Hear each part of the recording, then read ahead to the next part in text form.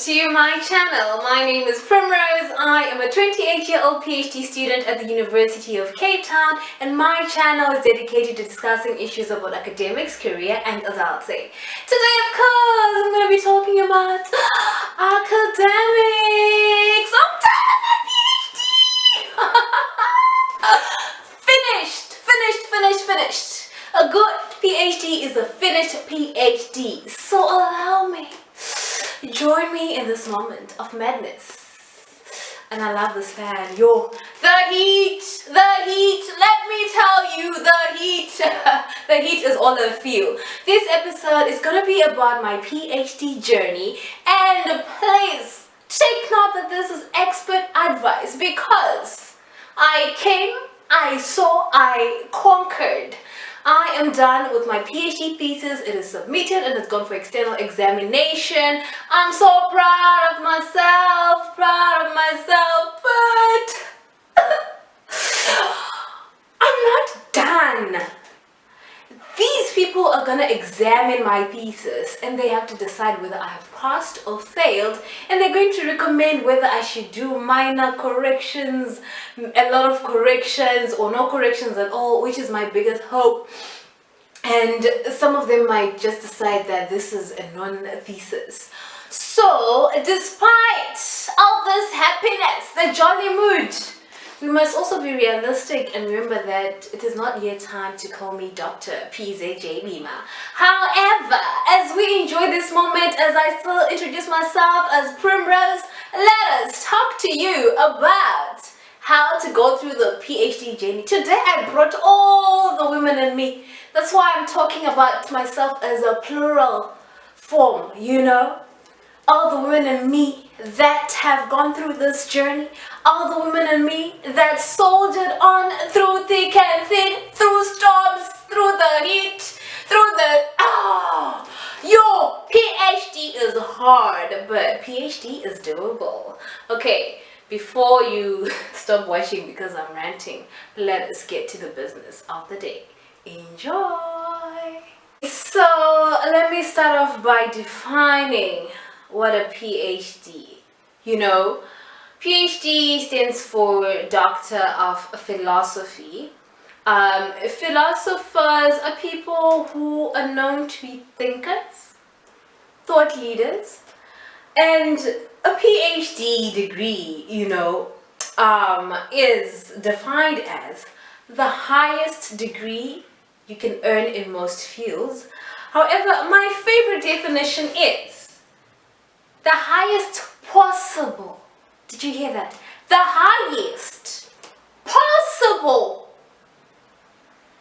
academic degree attainable. The last part, attainable. It is attainable. It is achievable. And though maybe less than 5% of the world might be able to get a PhD degree, it does not mean that it cannot be done. So I'm here because this thing is attainable. It is the highest possible academic degree in someone's field. And my field is political studies. Others call it political science. There's a lot of debates about studies versus science, but you know what? At the end of the day, I see myself as a political scientist. And even though the degree is going to be called PhD in political studies, I'm still going to be a political scientist. And for your own interest, I have a master's in international relations. I am in fact an international relations scholar. That is my area of expertise. It is part of the whole branch of political studies. How did I get here? Some of you have already heard this because you've watched my previous videos. Thank you so much, darlings. If you have not done so, please go through my channel and look for my first video where I introduce myself. That notwithstanding, I have a Master of Social Science and International Relations. I did an honors degree in gender and transformation because, yay! Social transformation is not complete without gender justice.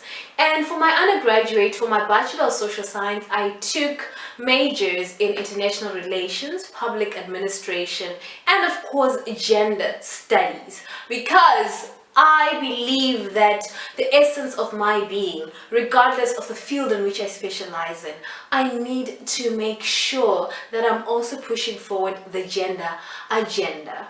So, why did I do a PhD in political studies? Because I love things, you know. When I was 15 years old, I already knew that I wanted a PhD. I wanted the highest possible, attainable academic degree. So it was a no-brainer. The issue, of course, was going to be about, where am I going to get funding to go to varsity? Where am I going to get funding to do honors, to do masters, to do PhD? Long story short, my parents managed to fund me until my undergraduate studies. They also partially funded my honors, and I did get a partial scholarship from the University of Cape Town. Thank you. However, for masters, I suffered so many rejections. I had a very good honors transcript, but no one wanted to give me funding for masters. And I was fortunate enough that at home my brother took a gap year and there were some funds that could take me to start the master's degree, and yeah, the family hustled through to see that I managed to get it. Fortunately for PhD, yay! Thank you to the University of Cape Town. If not for their postgraduate funding for international and refugee students, I would not be here today. This PhD would not have been attainable. I will do a separate video about applying for that particular scholarship for those of you that may be interested. However, let us get to the business of the day. I'm going to be looking at my phone as I usually do with these long videos, and I'm going to stop fanning. I'm no longer feeling the heat. I've cooled down. So I decided to give this talk a theme: staying sane during PhD, because I think a lot of people's worries when doing a PhD is about mental health, and it is a struggle, I can tell you. I am fortunate that I'm here today, but I think mostly because of, not because of resilience, but I think that just God saw me through. I did have times when things would have gone like so bad, but it just so happened that I made it through today. And I just pray that the same happens to each and every one of us who wants to embark on this journey, or any other, you know, academic journey, be it a master's, be it your honors, be it your undergraduate study. You do need that extra spiritual touch from the Creator, you know, that extra spiritual push each time. And yeah, you get rejuvenated so many times along the journey. Like I said, it is not an easy one. So number one is to know that you don't owe people answers to their questions. I have a video on questions not to ask PhD students. Do check that out. People will ask you a lot of questions. When are you finishing? What stage are you at? How is it going? Have you published? Have you gone to conferences? Have you done any presentations? How is your relationship with your supervisor? What is your topic? And then if you make a mistake of unpacking a topic, people will keep on probing and asking further questions. I think, to be quite honest, pick the questions you respond to and how you respond to them. And also, it's okay to say, I'm sorry, I can't answer those questions, because no one is going to deregister you from your PhD because you've refused to answer questions. You are still a PhD candidate as long as you're registered. And places where to answer questions is where you're doing a presentation, when you're presenting your proposal, for example, we call it proposal defense, or if you're defending the thesis itself, you know, because you have to show that you know your material, or at least you have to appreciate questions that are asked by people that you've presented your work to. So don't feel pressured to be like, I'm finishing next year, to say, oh no, I've slowed down, to really explain to people how things are going at every stage. It's okay to just be like, it's going well, it's fine. And it's okay to actually say to people, your questions, I can't answer them at this moment in time. And some people will get tired, some won't. Just don't feel compelled to answer people's questions, is my main point. And then secondly, pick the activities you wish to invest your energy into and stick to that. This is very important because some people do PhD while working. Some people are full-time PhD students, they are close to campus. Some people are PhD students, but they engage in other activities that could be non-academic or academic, but may not necessarily be linked to their research, or sometimes your activities might actually be linked to your research. And I know people say when you're doing a PhD, you must make sure that you get published, attend at conferences and present, and also make sure that you develop something out of your thesis. Sometimes it is actually not even possible to do that, either due to constraints relating to resources, and time is one such resource. So for example, for myself in my first year of PhD, I was working full-time, and literally the PhD was actually what I was doing part-time. And it was very much impossible for me to present at seminars, to present at conferences and travel and whatnot. I was on a 1-year probation from my workplace. So definitely, like, all the screws were tight. There's nothing I could loosen. So I actually just realized that's one aspect of academia I could not look at or go through during that time. It also meant that I was not able to attend presentations that were being done by other PhD students. This all happened pre-COVID-19. This was 2018. I think now it's much better because you can actually go onto Zoom and watch fellow students do their presentations, whether from your faculty, from your department, or from elsewhere. So I think that's something that people nowadays might actually do, you know, the attendance of seminars or conferences, since we now have this online thing. But also online, you know, depends on access. Some people don't have unlimited or uncapped Wi-Fi. Also, sometimes because of work, you actually don't have that time to dedicate.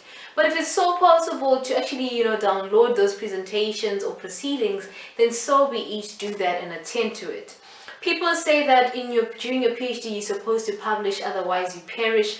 It is true, but sometimes, you know, maybe you're doing so much field work, maybe you are going through sickness, maybe there's family problems, maybe you've got a job that is weighing down upon you, and it's not very possible to write maybe a single author article.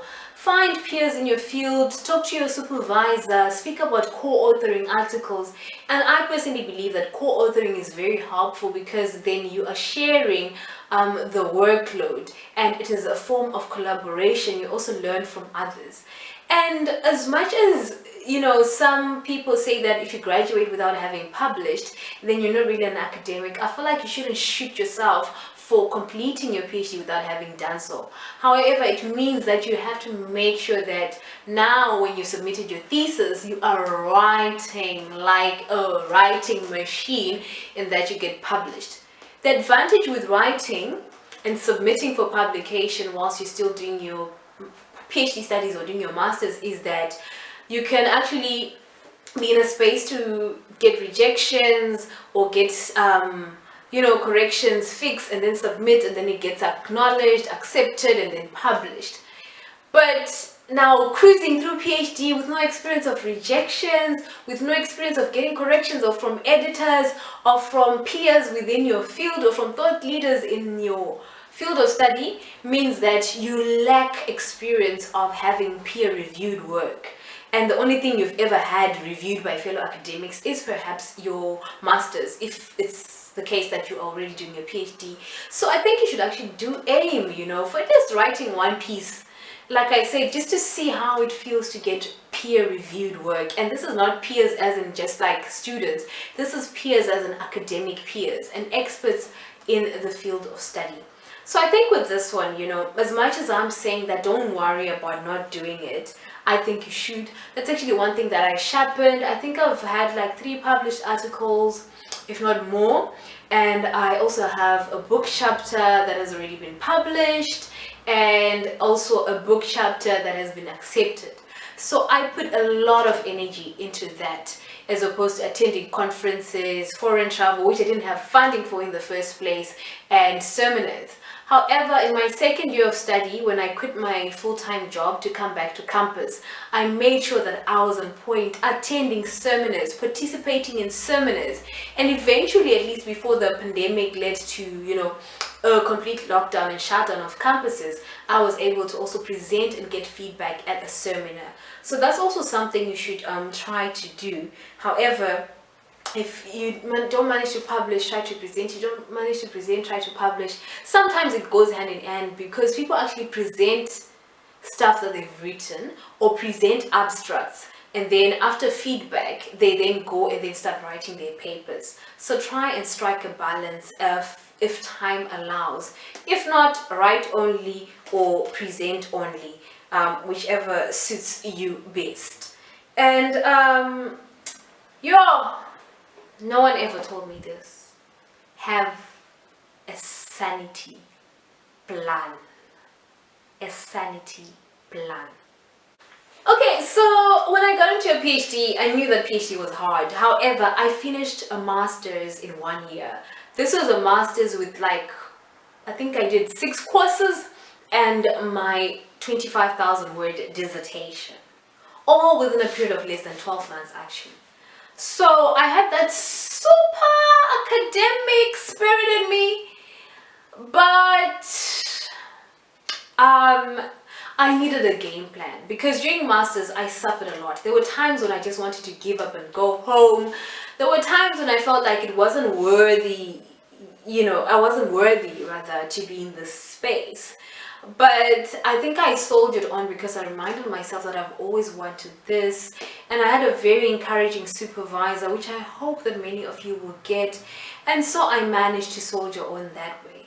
And also my supervisor, he was a slave driver. He is still a slave driver, because my master supervisor became my PhD supervisor.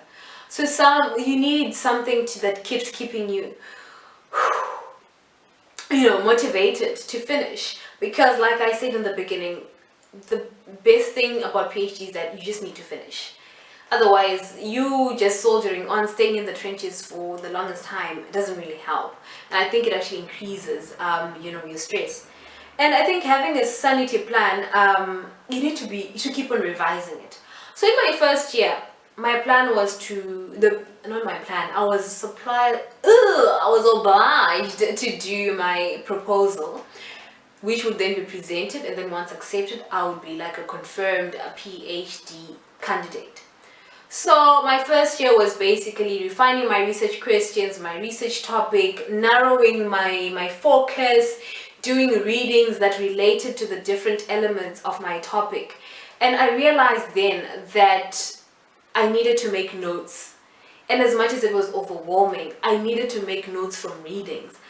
And what helped me was that I realized that I don't want to always look at a computer. So sometimes I would write down notes, sometimes I would read printouts, sometimes I would read from a computer on PDF, sometimes I would have stuff on my phone, and just feel like the same way that people fiddle through Instagram and Facebook, I'll do the same with articles or with notes that I would have written.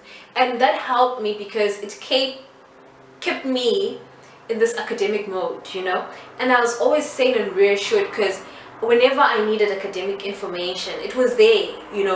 Some people might think that it's unhealthy, but I actually think it's healthy, because you are training yourself to be an academic. You are training yourself to be a thought leader. And so having things on your fingertips, it comes through always exposing yourself to relevant information. And sanity involved on Saturdays, I did nothing. Saturday was my bed day. After working for so many days during the week, because I would do my day job during the day, obviously, and then come back home to do my thesis work. So I realized Saturday was actually the only day when I could be free. So my sanity plan included that one free day. And I think in my first year I had so much energy and self-confidence, really. I didn't feel like I was under pressure. Now, getting into my second year, I was done writing my proposal. My supervisor gave me a few corrections, which were very important though, So at this stage, I was done with like my introduction chapter, and I was also done with the literature review section, which is like chapter 2 for most people.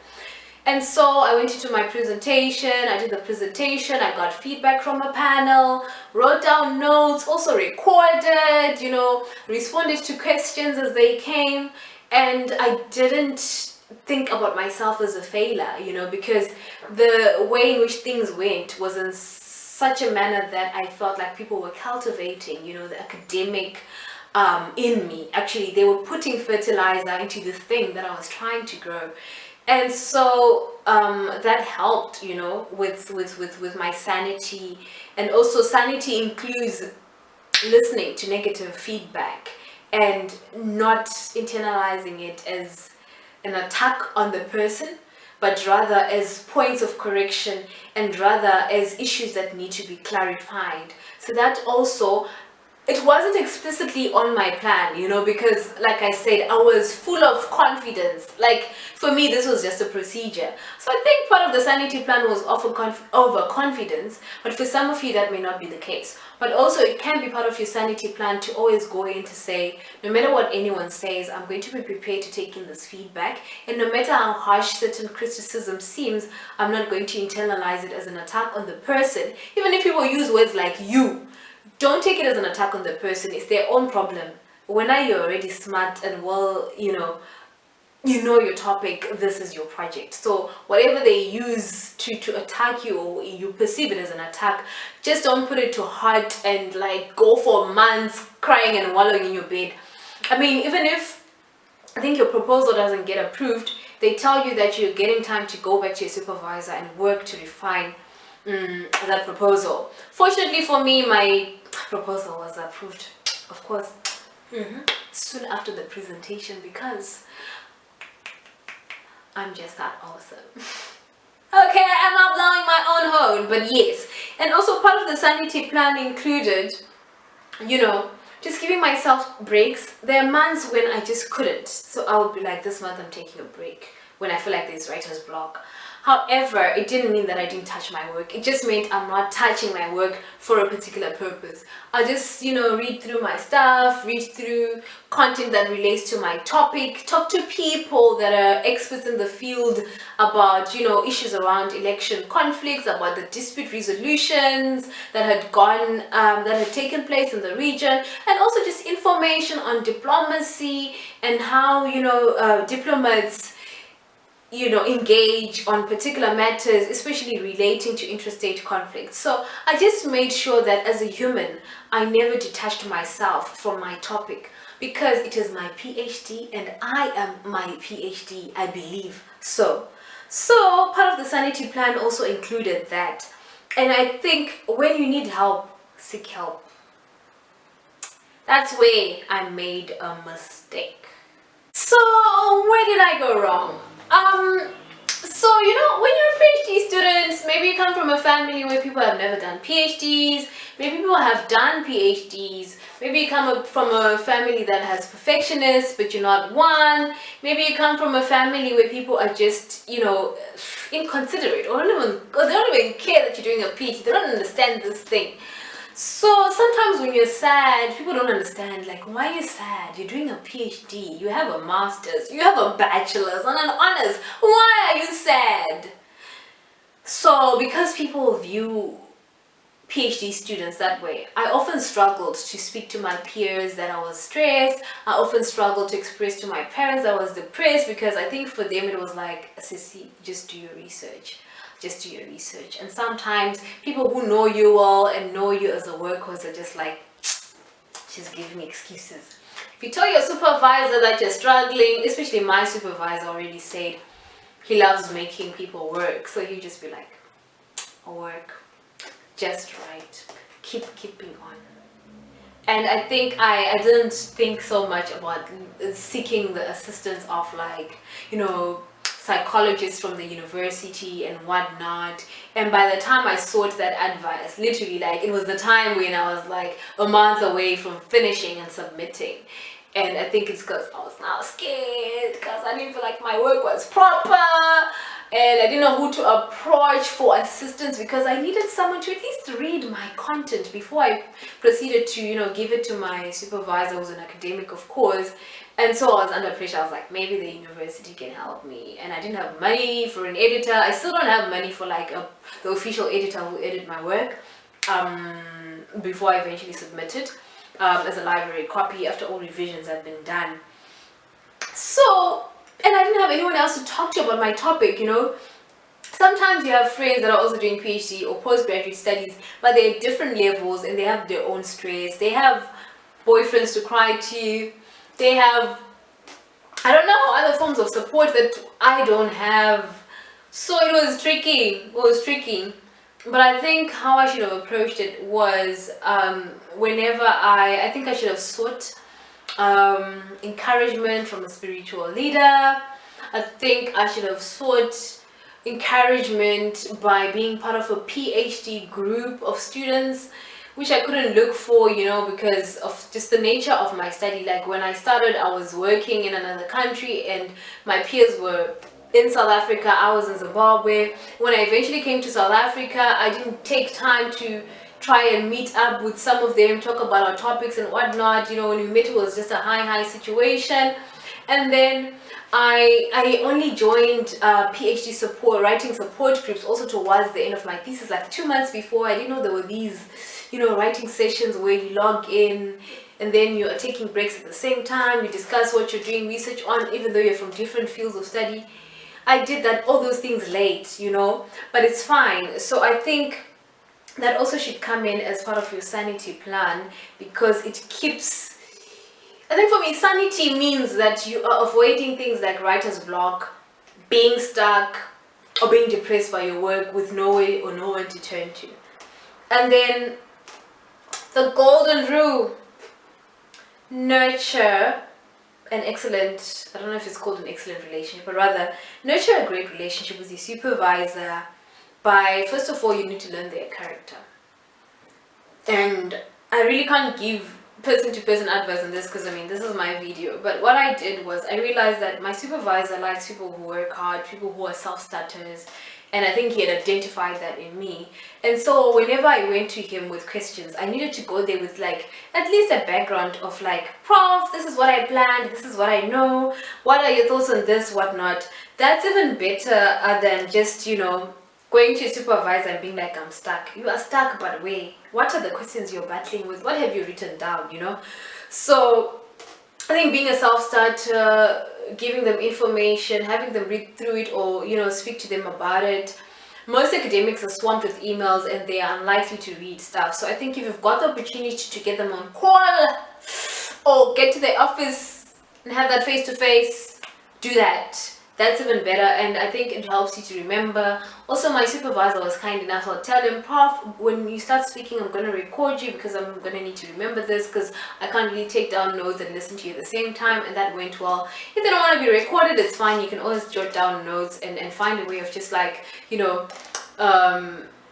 getting that information back into your head for a second time by going through the notes or by rethinking about the conversations you had.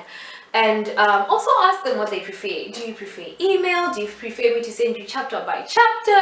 Do you prefer me to call you every week? And this happens also through what universities call MOUs. So a student has to sign a memorandum of understanding with their supervisor and they agree to the terms of their relationship, and it sort of frames your engagement with them. However, there are times when you're going to just need to speak to them and be honest about you are sick, you've had a major setback. My grandfather died when I was in my second year. I was devastated. I got a break because of that. When I was struggling with work versus PhD, I got the necessary support. And although I was grieving that I quit a job of my dreams, I got enough support from the same supervisor for me to settle into academics full time. And then I think we always need a community of intellectuals around us. Sometimes it's impossible to find those people, but I looked for academics on YouTube. There are academic communities on Twitter, there are academic communities on Facebook, and so that just helped me to stay in the mode, to remember that I'm an academic. I personally think one of the secrets to being a PhD candidate is to actually make sure that you are your PhD. You are your PhD. Be an intellectual 24/7. It doesn't mean, however, when people are having dinner talking about other things, when you're just busy blurbing about academics. It just means that whatever you do, make sure that you are cultivating the academic in you. And then I think lastly is to just say, trust your struggle. Trust your struggle. If funding is an issue, you need a plan for funding. I tried to make sure that I finished my PhD in 3 years because my funding was for 3 years, and I knew that it might be impossible for me to get funding for a 4th year. Other people first of all work and then gather all the monies and then register. Other people are blessed with like, you know, huge scholarship funds, and if you don't think you're going to finish on time, you might be better off if you're saving, just in case, you know, you're going to need to register again. So yeah, just trust your struggle. Don't feel pressured. I was under pressure. I wanted to have a PhD by age 28. Look now, I'm gonna turn 29. Who knows? Maybe my results won't be out by then. But still, it's gonna be a PhD by 30. But even that, like, psh, drop it, drop it. The aim is to finish, and also to finish at least in less than a decade. Whew. The PhD journey was a struggle, but I made it, and so can you. Thank you for watching. If you've not subscribed to this channel, may this conversation push you to subscribe and hit that notification bell.